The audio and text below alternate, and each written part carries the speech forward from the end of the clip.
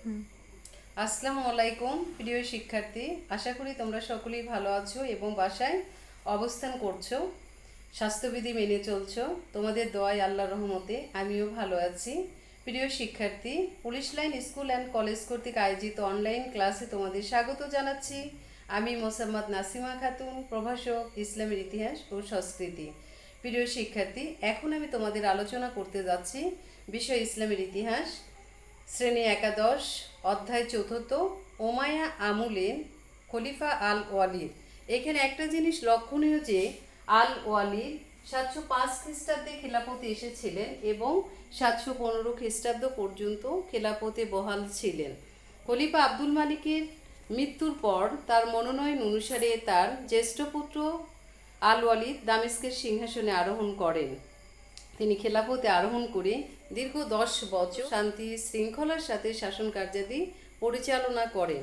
যেহেতু তার বাবা অত্যন্ত কঠোরতার সাথে খারেজি অন্যান্য সম্প্রদায়ের বিদ্রোহ দমন করেছিলেন, সেহেতু তার রাজত্বকালে তাকে তেমন কোনো গোলযোগ বা বিদ্রোহের সম্মুখীন হতে হয়নি।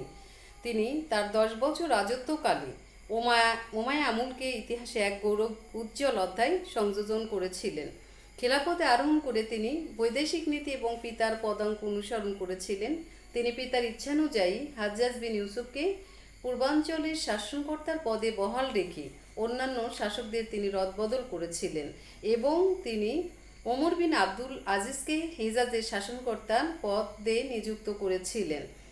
তিনি রাজ্য সম্প্রসারণ নীতি গ্রহণ করেছিলেন। রাজ্য সম্প্রসারণ নীতি গ্রহণের মধ্যে তিনি প্রথমে সিন্ধু অভিযান করেছিলেন, এরপর তিনি উত্তর আফ্রিকা বিজয় করেছিলেন, স্পেন বিজয় করেছিলেন, মধ্য এশিয়া বিজয় করেছিলেন। আমরা প্রত্যেকটা দেশ বিজয়ের যে কারণ কি ছিল, ঘটনা কি ছিল বা ফলাফলে কি দাঁড়িয়েছিল আমরা ধারাবাহিকভাবে দেখব। এখন আমরা প্রথমে দেখব সিন্ধু বিজয়ের কারণ কি ছিল। সিন্ধু বিজয়ের কারণের মধ্যে দুইটি কারণ আমরা দেখতে পাই। প্রথমত প্রত্যক্ষ এবং পরোক্ষ কারণ। পরোক্ষ কারণগুলোর মধ্যে আমরা যেগুলো দেখতে পাই সেগুলোর মধ্যে রয়েছে অর্থনৈতিক কারণ। দ্বিতীয়ত আমরা বলতে পারি পূর্ব অভিযানের ধারাবাহিকতা, পারস্য অভিযানে হিন্দু রাজন্য বর্গের বিরোধিতা, রাজাদাহির কর্তৃক আরব বিদ্রোহীদের আশ্রয়দান, ইসলাম প্রচারের আকাঙ্ক্ষা, উমাইয়ার সাম্রাজ্যবাদ নীতি। প্রত্যক্ষ কারণ এগুলো গেল। পরোক্ষ কারণের মধ্যে এগুলো ছিল আমাদের মোটামুটি, এবং প্রত্যক্ষ কারণের মধ্যে যেগুলো রয়েছে সেটা হচ্ছে সিন্ধুর দেবল বন্দরে জলদস্যু কর্তৃক 8টি জাহাজ লুণ্ঠন। কিভাবে জাহাজটি লুণ্ঠিত হলো, কেনই বা লুণ্ঠিত হলো, আমরা পুরো ঘটনা এখন ধারাবাহিকভাবে দেখব। এখন আমরা চলে আসি পরোক্ষ কারণের মধ্যে। অর্থনৈতিক কারণ যেটি বলেছি যে শরণার্থীর কাল হতে আরব এবং ভারতীয় বণিকদের মধ্যে একটি বাণিজ্যিক সম্পর্ক ছিল। ব্যবসা বাণিজ্যের সুবাদে তাদের মধ্যে একটা ভালো সম্পর্ক বিরাজিত ছিল। আর ভারত উপমহাদেশের অফুরন্ত ধন সম্পদ এবং ঐশ্বর্যের কথা তারা তখন থেকে আরব বণিকরা জানত। কাজেই বাণিজ্যিক সম্প্রসারণের জন্য এবং অর্থনৈতিক কারণে আরববাসীগণ উর্বর এবং সম্পদশালী ভারত জয়ের জন্য তারা প্রলুব্ধ হয়ে উঠেছিল। আর দ্বিতীয় যে কারণটি আমরা বলেছি পূর্ব অভিযানের ধারাবাহিকতা, এখানে আমরা বলতে পারি 636 থেকে 37 খ্রিস্টাব্দে খলিফা ওমরের শাসনামলে সর্বপ্রথম ওমান হতে ভারতের সমুদ্র উপকূলবর্তী অঞ্চলের বিরুদ্ধে বেশ কয়েকটি ক্ষুদ্র ক্ষুদ্র নৌ অভিযান প্রেরিত হয়েছিল, কিন্তু সমুদ্রপথে সাময়িক অভিযান বিপজ্জনক মনে করে খলিফা ওমর রাজিয়াল্লাহু তাআলা এরূপ যুদ্ধ অভিযান নিষিদ্ধ করেছিলেন। অতঃপর 643 এবং 44 খ্রিস্টাব্দে এসে খলিফা হযরত ওসমান রাজিয়াল্লাহু তাআলার শাসনামলে আবদুল্লাহ বিন উমরের নেতৃত্বে কিরমান এবং মিকরানের বিরুদ্ধে অভিযান প্রেরিত হয়েছিল। এতে সাফল্য লাভ করে আবদুল্লাহ ভারতের দিকে অগ্রসর হতে থাকলে খলিফার আদেশে তাকে রাজধানীতে প্রত্যাবর্তন করতে হয়েছিল, এটি আমরা জানি। আর এই কারণে কি হয়েছিল যে ভারতের বাইরে যে সাময়িক সাফল্য এটা আরবগণকে রাজ্যগ্রাসী করে তুলেছিল এবং ভারত আক্রমণের পশ্চাতে তাদের লক্ষ্য ছিল রাজ্য বিস্তার করা। আর তৃতীয় যে কারণটি ছিল পারস্য অভিযানে রাজন্যবর্গের বিরোধিতা। পারস্য অভিযানকালে সিন্ধু শাসনকর্তা কি করেছিল, মুসলমানদের বিরুদ্ধে পার্শ্বিকদের সৈন্যদের সাহায্য করেছিল, সহযোগিতা করেছিল। আর মুসলমানগণ অভিযানে সফলতা লাভ করলেও সিন্ধু রাজ্যের যে এই শত্রুতার কথা এটা কখনো তাদের মন থেকে বিস্মৃত হয়ে যায়নি, ফলে সিন্ধুরাজ আরবদের কোপানলে পড়েছিলেন। আর চতুর্থত আমরা যে কারণটির কথা বলিয়েছি সেটা হচ্ছে রাজা দাহির কর্তৃক আরব বিদ্রোহীদের আশ্রয়দান। খলিফা আল ওয়ালিদের আমলে পূর্বাঞ্চলীয় প্রদেশ যেগুলো ছিল এই প্রদেশগুলোর তিনি শাসন করতে ছিলেন হাজ্জাজ বিন ইউসুফ, তার কঠোর শাসনে কতিপয় বৃদ্ধরা আরব সীমান্ত অতিক্রম করে সিন্ধু দেশে গমন করলে সিন্ধুরাজ দাহি তাদেরকে আশ্রয় প্রদান করেন। হাজ্জাজ বিদ্রোহীদের প্রত্যাবর্তনের দাবি জানলে সিন্ধুরাজ দাহি দর্পভর এটা প্রত্যাখ্যান করেছিলেন। এর ফলে হাজ্জাজ বিন ইউসুফ রাজা দাহিরকে সমুচিত শাস্তি দেওয়ার জন্য তাদের বিরুদ্ধে অভিযান পরিচালনা করেছিলেন। পঞ্চমত আমরা যেটি বলতে পারি যে ইসলাম প্রচারের আকাঙ্ক্ষা। অনেকের মতে সিন্ধু অভিযানের পশ্চাতে উপমহাদেশে ইসলাম ধর্ম বিস্তার করাও ছিল তাদের অভিযানের একমাত্র লক্ষ্য। আবার কেউ কেউ বলেছেন যে না, উমাইয়া সাম্রাজ্যবাদ নীতি, যে উমাইয়া খলিফা যারা ছিলেন তারা সাম্রাজ্যবাদী ছিলেন এবং খলিফা অলিদের আমলে পূর্বাঞ্চলীয় প্রদেশে শাসনকর্তা যিনি ছিলেন হাজ্জাজ বিন ইউসুফ, তিনি হাড়ে হাড়ে সাম্রাজ্যবাদী ছিলেন। বস্তুত উমাইয়াদের সাম্রাজ্যবাদ নীতি সিন্ধু পরোক্ষ কারণ ছিল, এটি আমরা বলতে পারি। আর প্রত্যক্ষ কারণ যেটি, সেটি আমরা বলেছি সিন্ধুর দেবল বন্দরে জলদস্যু কর্তৃক 8টি জাহাজ লুণ্ঠিত হয়েছিল। এখানে একটা জিনিস লক্ষণীয় যে ঐতিহাসিকরা বিভিন্নভাবে তার এই প্রত্যক্ষ কারণকে ব্যাখ্যা করেছেন।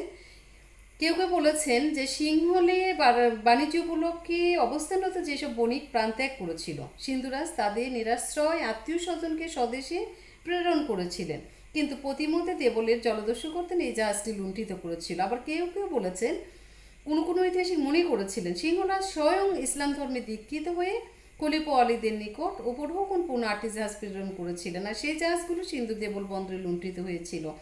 আবার কেউ কেউ বলেছেন যে খলিফা কৃতদাসী অন্যান্য সামগ্রী ক্রয় করার জন্য কয়েকজন অনুচরকে ভারতে প্রেরণ করেছিলেন, কিন্তু সিন্ধুর দেবল বন্দরে সমুদ্র পথে এই জাহাজটি লুণ্ঠিত হয়েছিল। অতঃপর সিন্ধু রাজা দাহিরের নিকট হাজ্জাজ বিন ইউসুফের ক্ষতিপূরণ দাবি করেছিলেন, কিন্তু তিনি রাজা দাহির দর্পভর এই দাবি প্রত্যাখ্যান করেছিলেন এবং প্রত্যাখ্যান করার ফলে খলিফা তার উপর ক্রুদ্ধ হয়ে উঠেছিলেন এবং ভারতে অভিযান পরিচালনা করেছিলেন। এই সমস্ত কারণ এবং অবস্থার পরিপ্রেক্ষিতে খলিফা খলিফা আলীদের অনুমতিক্রমে হাজ্জাজ বিন ইউসুফ 710 খ্রিস্টাব্দের শেষের দিকে প্রথমে ওবায়দুল্লাহ এবং পরে বুদাইলের নেতৃত্বে সিন্ধুতে পরপর 2টি অভিযান পাঠিয়ে দিয়েছিলেন, কিন্তু দুর্ভাগ্যবশত উভয় সেনাপতি নিহত হয়েছিলেন এবং অভিযান দুটো ব্যর্থতায় পর্যবসিত হয়েছিল। এই কারণে তিনি এই পরাজয়ের গ্লানিটা মুছে ফেলার উদ্দেশ্যে 711 খ্রিস্টাব্দে তার নিজের ভাইয়ের ছেলে ভ্রাতুষ্পুত্র এবং জামাতা 17 বছর বয়স্ক মোহাম্মদ বিন কাসিমের নেতৃত্বে সিন্ধু দেশে তৃতীয় অভিযান প্রেরণ করেন। এখানে ডক্টর অতুল চন্দ্র প্রাসাদ বলেছিলেন, মোহাম্মদ বিন কাসিমের সিন্ধু অভিযান ইতিহাসের অন্যতম রোমাঞ্চকর ঘটনা ছিল। এই তরুণ সাহসী বীর 6000 বাছাই করে সিরীয় ইরাকি যোদ্ধা নিয়েছিলেন, সংখ্যক অশ্বারোহী বাহিনী নিয়েছিলেন এবং 3000 ব্যাক্টীয় ভারবাহী পশু নিয়ে তিনি কি করেছিলেন, সিন্ধুর দিকে অগ্রসর হয়েছিলেন, ধাবিত হয়েছিলেন। মাকরানে তিনি তার খলিফার প্রতিনিধি মোহাম্মদ হারুনের সাথে মিলিত হলে তিনি তরুণ সেনাপতিকে যে রসদ, অস্ত্রশস্ত্র, দুর্গ এগুলো সব কিছু সরবরাহ করেছিলেন। এত ব্যতীত রাজা দাহিরের অত্যাচারে বিক্ষুব্ধ যারা জাট এবং মেট অনেক সৈন্যরা তার কাশ্মীর সেনাবাহিনীতে যোগদান করেছিলেন। প্রথমে তিনি দারুল অধিকার করেছিলেন, এরপর নিরুন, সিওয়ান, সিসাম বিজয় করলেন, রাওয়ার অধিকার করলেন, ব্রাহ্মণবাদ অধিকার করলেন, আলোর দখল করলেন, মুলতান দখল করলেন। একের পর এক ধারাবাহিকভাবে তিনি এই এলাকাগুলো দখল করে সিন্ধুতে মুসলিম আধিপত্য কায়েম করতে সক্ষম হয়েছিলেন। তো সিন্ধুতে আধিপত্য কায়েম করার ফলে যেটি হয়েছিল, যে এর ফলটা কি হয়েছিল, সিন্ধু অভিযানের ফলাফল কি হয়েছিল, এটা আমরা একটু ধারাবাহিকভাবে দেখব। যে সিন্ধু অভিযানের কারণ আমরা দেখলাম, সিন্ধু অভিযানের ফলাফল কি ঘটিয়েছিল বা কি হয়েছিল। সিন্ধু অভিযানের ফলাফল যদি আমরা দেখি, রাজনৈতিক ফলাফল ছিল, রাজনৈতিক ফলাফল, অর্থনৈতিক ফলাফল, ধর্মীয় ফলাফল এবং সাংস্কৃতিক ফলাফল ছিল, বিভিন্ন ফলাফল ছিল।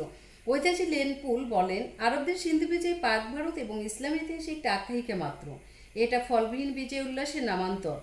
লেনপুলের এই অভিমত শুধু একদিক দিয়ে সত্য, সিন্ধুতে আরবদের শাসন বেশি দিন স্থায়ী না হয় পাক ভারতের রাজনৈতিক গগনে এটা বিশেষ কোনো পরিবর্তন সাধন করতে সক্ষম হয়নি, এটা আমরা বলতে পারি। তাছাড়া আরবগণ যেসব ইমারত কিংবা রাস্তাঘাট নির্মাণ করেছিলেন, কাল প্রবাহে সেগুলোর অস্তিত্ব কিন্তু আর ছিল না। আর রাজনৈতিক দিক দিয়ে অভিযান নিষ্ফল হলেও ধর্মীয় এবং সাংস্কৃতিক দিক থেকে এর ফল সুদূর প্রসারী ছিল। আরব সেনাবাহিনী এবং আরব বণিকদের মধ্যে আরবীয় পীর দরবেশ যারা ধর্মপ্রচারের জন্য আমাদের দেশে এসেছিলেন, তারা পাক ভারত উপমহাদেশে আগমন করেছিলেন। তাদের অক্লান্ত চেষ্টার ফলে পাক ভারতের বিভিন্ন স্থানে ইসলাম ধর্ম ক্রমান্বয়ে প্রসার লাভ করেছিল, ইসলামের বিস্তৃত হয়েছিল, ইসলাম আন্তর্জাতিক পরিমণ্ডলে মাথাচাড়া দিয়ে উঠেছিল। সাংস্কৃতিক দিক থেকেও এর ফলাফল ছিল অত্যন্ত সুদূর প্রসারী ছিল। আরও উন্নত ধরনের ভারতীয় দর্শন, গণিত, চিকিৎসাশাস্ত্র, জ্যোতির্বিদ্যা প্রভৃতি বিষয়ে গভীর পাণ্ডিত্য লাভ করে স্বদেশে তারা ফিরে এসেছিলেন।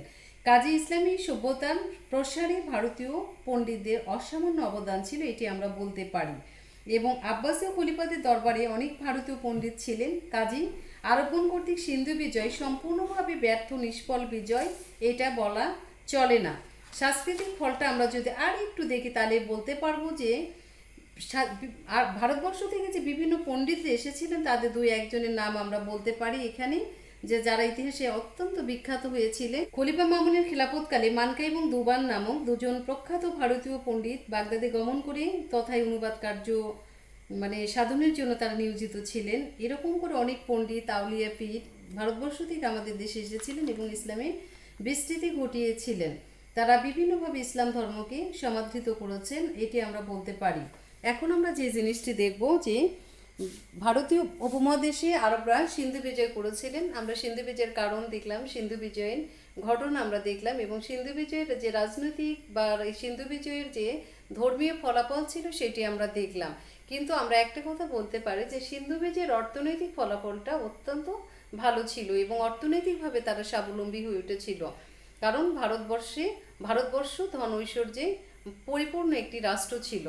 এখানে আমরা বলতে পারি যে সিন্ধু বিজয়ে যে সেনাপতি ছিলেন মোহাম্মদ বিন কাসিম, তার শেষ পরিণতিটা কি ছিল? কোনো ঐতিহাসিক বলেছেন যে মোহাম্মদ বিন কাসিমের শেষ পরিণতি ছিল অত্যন্ত করুণ, হৃদয় বিদারক এবং নিষ্ঠুর।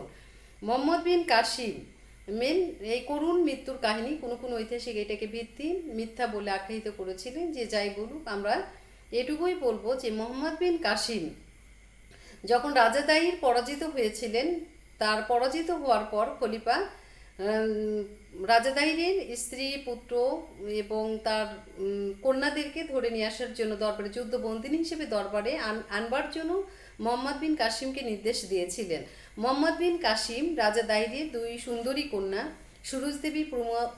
সুরুজ দেবী, পরিমল দেবী এবং তার স্ত্রী রানী লাদিকে ধরে নিয়ে এসেছিলেন। এবং যখন তারা খলিফার দরবারে উপস্থিত হয়েছিলেন তখন সুরুজ দেবী এবং পরিমল দেবী খলিফাকে অভিযোগ করেছিলেন যে মোহাম্মদ বিন কাসিম তাদের সাথে অশুভ আচরণ করেছেন, অশালীন আচরণ করেছেন।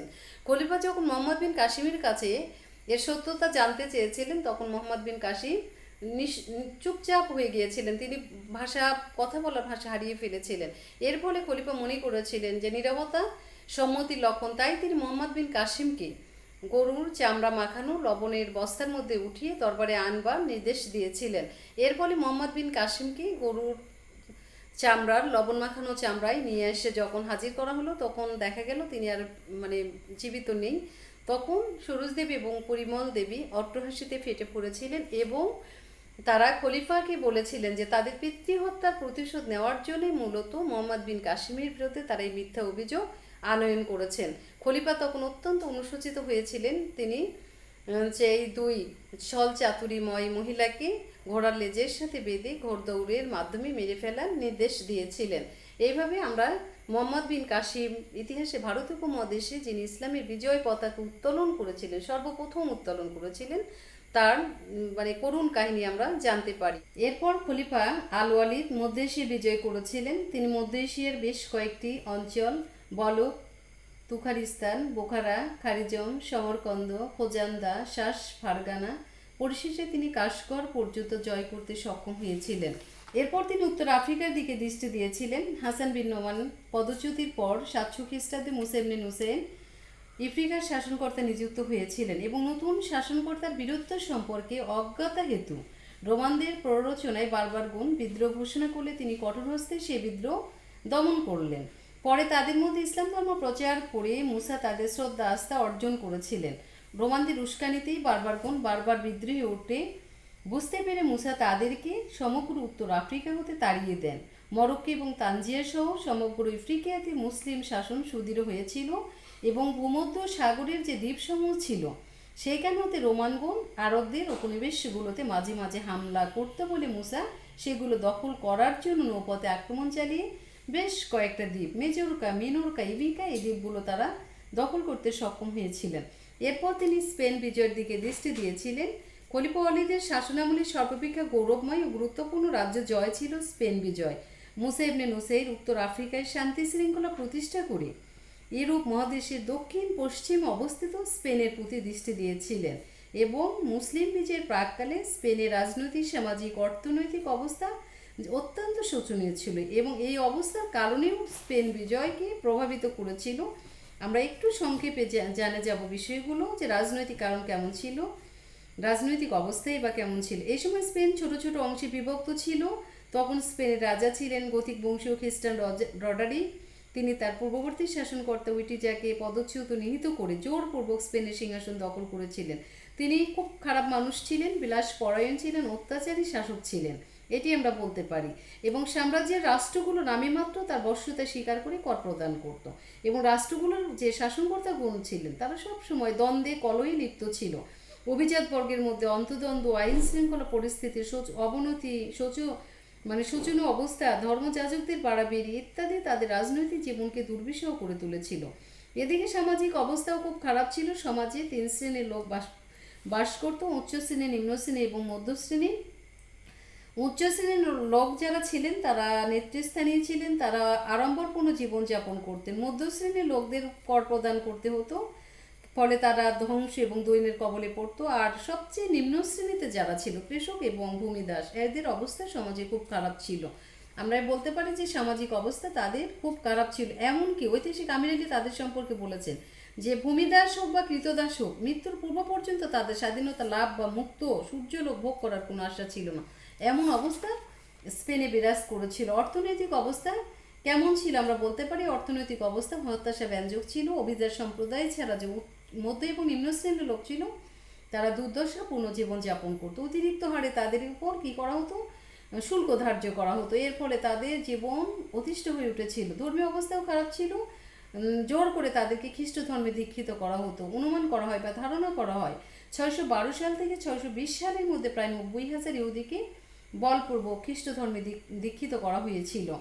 এরপরেও কিছু কারণ ছিল। আমরা বলতে পারি যে স্পেনের গথিক রাজার প্রশাসনে অতিষ্ঠ হয়ে দরিদ্র, দুর্দশাগ্রস্ত নাগরিক, হতাশাগ্রস্ত কৃতদাস, দৈন্য প্রকৃত ভূমিদাস এবং উৎপীড়িত অত্যাচারিত ইহুদি সকলেই চাইতো কবে তাদের মুক্তি হবে, কবে তারা এখান থেকে রক্ষা পাবে। তাই তারা মুক্তির অপেক্ষায় দিন গুনছিল। এবং বহু উৎপীড়িত স্পেনবাসী ইতিমধ্যে মুসলিম আফ্রিকায় আশ্রয় গ্রহণ করেছিল। তারা মুসাকে স্পেন জয় করতে নানাভাবে অনুপ্রাণিত করেছিল। কাজী সাম্রাজ্যবাদী উমায়ের শাসনকর্তা মুসা স্পেনের ওপর দৃষ্টি নিবন্ধ করেছিলেন। এই সময় স্পেনের সেই সময় সিউটা দ্বীপে শাসনকর্তা ছিলেন কাউন্ট জুলিয়ান। তিনি ওই যে মৃত রাজা উইটিজার কথা আমরা বলেছিলাম, তার জামাতা ছিলেন। তিনি মৃত সিংহাসনচ্যুত উইটিজার জামাতা, এটা আমরা বলেছিলাম। তিনি প্রথানুযায়ী তার সুন্দরী কন্যা ফ্লোরিন্ডাকে রাজুকে আদব কায়দা শিখাবার জন্য রাজদরবারে রেখেছিলেন। লম্পট রডারিক তার প্রতি অত্যন্ত অন্যায় আচরণ করেছিলেন। কাউন্ট জুলিয়ান কি করেছিলেন, শ্বশুর হতে এবং তার মেয়ের অপমানের প্রতিশোধ গ্রহণের জন্য মুসাকে স্পেন আক্রমণের জন্য আহ্বান জানিয়েছিলেন। মুসার পক্ষে আহ্বানে সাড়া দেওয়াটাই ছিল স্বাভাবিক। এরপর আমরা স্পেন বিজয়ের ফলাফলটা দেখব এবং ঘটনাটা দেখব। মুসা তাদের প্রার্থনার উত্তরে খলিফা অলিদের অনুমতি ক্রমে 710 খ্রিস্টাব্দে তারিক বিন জিয়াদকে 400 সৈন্য এবং 100 অশ্বসহ 4খানা রণতরী দিয়ে স্পেনের একটি পর্যবেক্ষক দল তিনি পাঠিয়ে দিয়েছিলেন। এবং পর্যবেক্ষক দলটির বিবরণী মতে অভিযান অনুকূল বিবেচিত হয় মুসা 7000 সৈন্যসহ, অর্থাৎ বারবার মূল সৈন্য যাদেরকে বলা হয়, তারিক বিন জিয়াদকে 711 খ্রিস্টাব্দে পুনরায় পাঠিয়ে দিয়েছিলেন। ওই সময় তারিক স্পেনের দক্ষিণ পূর্ব দিকে যে পর্বত সংকুল স্থানে অবতরণ করেছিলেন বলে ওই পর্বতটার নাম জাওয়ালুত তারিক বা তারিকের পাহাড় বলা হয়ে থাকে। এই পর্বতটিকে যুদ্ধবিগ্রহের মূল ঘাট হিসেবে ব্যবহার করা হয়েছিল এবং তিনি এখান থেকে নিজেকে সুরক্ষিত করবার লক্ষ্যে যে আলজেসিয়াস প্রদেশে প্রবেশ করেছিলেন এবং রডারিকের প্রদেশপাল থিওডোমিরকে পরাজিত করে আরও সন্মিক দিকে অগ্রসর হলেন এবং রাজধানী টলেডোর দিকে তার বিখ্যাত অভিযান অব্যাহত রেখেছিলেন। তখন রডারিক উত্তর স্পেনে একটি বিদ্রোহ দমনে ব্যস্ত ছিলেন। তিনি মুসলিম আক্রমণের সংবাদ যেইমাত্র শুনেছিলেন বা পেয়েছিলেন দ্রুত রাজধানীতে ফিরে এসেছিলেন এবং সামন্ত রাজাগণের এবং নিজের সৈন্যসহ সর্বমোট 1,20,000 সৈন্যসহ তিনি গোয়ারা ডিলেট নদীর তীরে মেডিনা সিডোনিয়ার রণক্ষেত্রে মুসলিম বাহিনীর সম্মুখীন হয়েছিলেন। ইতিমধ্যে মুসা তারিকের সাহায্যে 5,000 সৈন্য পাঠালে তারিকের সৈন্যবাহিনী নিয়ে মোট 12,000 সৈন্যে পরিণত হয়েছেন এবং এই সৈন্য নিয়ে 711 খ্রিস্টাব্দে এই গোয়াডিলেট নদীর তীরে তাদের সঙ্গে যুদ্ধ হয়েছিল এবং এই যুদ্ধে মুসলমানরা জয়লাভ করেছিল। এটা ছিল মুসলমানদের অপূর্ব এবং শ্রেষ্ঠ বিজয়। এই জয়ের ফলে সিডোনিয়া, কারামনে এবং ইসিজা তারিখের নিকট আত্মসমর্পণ করেছিল, আমরা এইভাবে বলতে পারি। এরপর তারা মালাগা, গ্রানাডা, কর্দোভা এবং টলেডো এই নগরদ্বয় দখল করতে সক্ষম হয়েছিল। অবশেষে 720 খ্রিস্টাব্দে মুসা স্পেনে গমন করেছিলেন এবং সমগ্র উত্তর স্পেনের ওপর পুরো আধিপত্য তিনি বিস্তার লাভ করতে সক্ষম হয়েছিলেন। এবং আমরা বলতে পারি যে স্পেন বিজয়ের যে কারণগুলো আমরা দেখলাম, সংক্ষেপে যে কারণগুলো দেখলাম, এখানে আমরা ফলাফলটা একটু দেখব সংক্ষেপে 2-1 কথায়। যে স্পেন বিজয়ের ফলে সমাজে সমতা এবং ন্যায়নীতির প্রবর্তন হয়েছিল, অমুসলমানদের ধর্মীয় স্বাধীনতা এবং দাসদের পদমর্যাদা বৃদ্ধি পেয়েছিল। এটি আমরা বলতে পারি যে তাদের জোর জবরদস্তি করে আর খ্রিস্ট ধর্মে দীক্ষিত হওয়ার সুযোগ এখানে থাকলো না। শিক্ষা, সভ্যতা, সংস্কৃতির প্রভূত উন্নতি সাধিত হয়েছিল, এটি আমরা বলতে পারি। যে তাহলে এখান থেকে আমরা যে পড়াটা দেখলাম, সে স্পেন বিজয়, উত্তর আফ্রিকা বিজয়, যে সিন্ধু বিজয়, এই কারণগুলো দেখলাম। এখন আমরা যে জিনিসটা দেখব, খলিফা আল ওয়ালিদ সম্পর্কে আমরা আলোচনা করলাম। এখন এখান থেকে আমরা যে প্রশ্নগুলো পড়বো, জ্ঞানের প্রশ্নের মধ্যে আমরা পড়তে পারি খলিফা আল ওয়ালিদ কত খ্রিস্টাব্দে খেলাফতে আরোহণ করেছিলেন, খলিফা ওয়ালিদের পিতার নাম কি ছিল, তারপর স্পেন বিজয়ী সেনাপতির নাম কি ছিল, সিন্ধু বিজয়ী সেনাপতির নাম কি ছিল, কত খ্রিস্টাব্দে তারিক বিন জিয়াদ স্পেন বিজয় করেছিলেন, কত খ্রিস্টাব্দে মোহাম্মদ বিন কাসিম সিন্ধুর বিরুদ্ধে অভিযান পরিচালনা করেছিলেন, বা কে সর্বপ্রথম ভারত উপমহাদেশে যে সিন্ধু অভিযান করেছিলেন বা ইসলামী বিজয় পতাকা উত্তোলন করেছিলেন। এই প্রশ্নগুলো জ্ঞানের প্রশ্নে আমরা বলতে পারি। আর অনুধাবনের প্রশ্নে আমরা বলতে পারি যে হাজ্জাজ বিন ইউসুফের পরিচয় দাও। তারপরে বলতে পারি আমরা স্পেন বিজয়ের অর্থনৈতিক কারণ লেখো, বা স্পেন বিজয়ের সামাজিক কারণ লেখো, বা সিন্ধু বিজয়ের প্রত্যক্ষ কারণ সম্পর্কে যা জানো লেখো, এইগুলো থাকতে পারে। অথবা এখানে আমরা আরও পড়তে পারি যে জাবালুত তারিক বা তারিকের পাহাড় সম্পর্কে যা জানো লেখো। অথবা থাকতে পারে স্পেন বিজয়ে, মুসলমানদের স্পেন বিজয়ের প্রাক্কালে স্পেনের রাজনৈতিক অবস্থা বর্ণনা করো। এরকম প্রশ্ন থাকতে পারে। গ নম্বর প্রশ্নে আমরা যেটি দিব, সেইখানে একজন ব্যক্তিকে আমরা নিয়ে আসবো যে তিনি বিভিন্ন এলাকা বিজয় করেছেন। সেই এলাকাগুলো আমরা নাম দিব, আলাদা আলাদা নাম দিব। এখানে সরাসরি সিন্ধু বিজয় বা সরাসরি স্পেন বিজয় বা সরাসরি উত্তর আফ্রিকা বিজয় আমরা এইগুলো দিব না।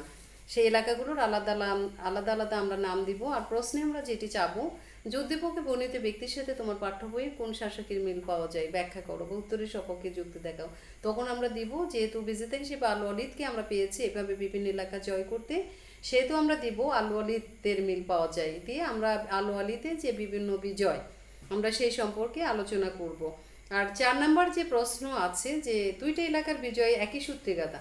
বিভিন্ন এলাকা যে আমরা নামগুলো দিয়েছি যে এই এলাকা এবং ওই এলাকার যে বিজয়কে একই সূত্রে গাথা, তোমরা উত্তরের সপক্ষে যুক্তি দেখাও। তখন বা সিন্ধু বিজয়টাই দিলাম যে সিন্ধু, এটি কি সিন্ধু বিজয়ের সাথে এই বিজয়ের সম্পূর্ণ সঙ্গতিপূর্ণ বা সাদৃশ্য লক্ষ্য করা যায়, তাহলে উত্তরের সপক্ষে যুক্তি দেখা। এইটুকু হইতে পারে যে সিন্ধু বিজয়ের ঘটনাটা আমরা ভিতরে দিয়ে দিলাম, সেই ঘটনার সাথে আমরা এইটা সাদৃশ্য করতে তোমাদেরকে বললাম। তো এখানে যেভাবেই প্রশ্ন দেওয়া থাক না কেন, তোমরা বিজয় 3টা যদি ভালো করে পড়ো আর বিজয় সম্পর্কে 3টা বিজয় যদি তোমরা ভালো করে জানো, তাহলে সব ধরনের উত্তরই তোমরা লিখতে পারবে। যাই হোক, আজ এই পর্যন্ত। আল্লাহ হাফেজ, তোমরা ভালো থাকো, বাসায় থাকো। আজ এই পর্যন্তই।